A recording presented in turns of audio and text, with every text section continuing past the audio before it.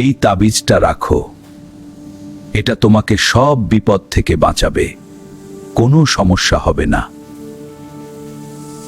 সে বিশ্বাস করতে শুরু করলো। এই তাবিজটা থাকলে আমি নিরাপদ থাক, আখরুল্লাহ, আমার কোনো ক্ষতি হবে না। আজ নামাজ না পড়লেও চলবে, আমার তো তাবিজ আছে, এটিই আমাকে রক্ষা করবে। কিন্তু অদ্ভুত ঘটনা শুরু হলো।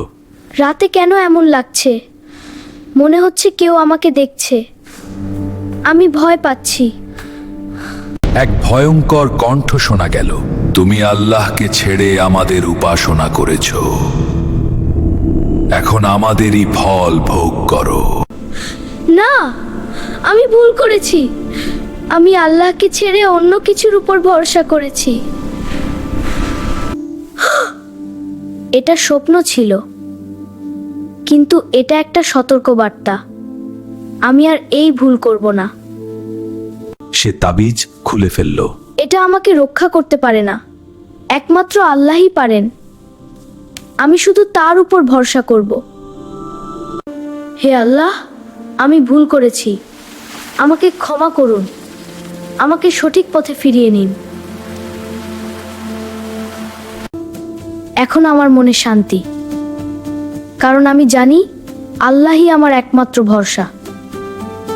তার জীবনে শান্তি ফিরে এলো। তবে সে অন্যদের সতর্ক করলো, তাবিজ, কুসংস্কার, এসব থেকে দূরে থাকো, এগুলো আমাদের ঈমান নষ্ট করে দেয়। হ্যাঁ, তুমি ঠিক বলেছ। শিরক সবচেয়ে বড় গুনাহ।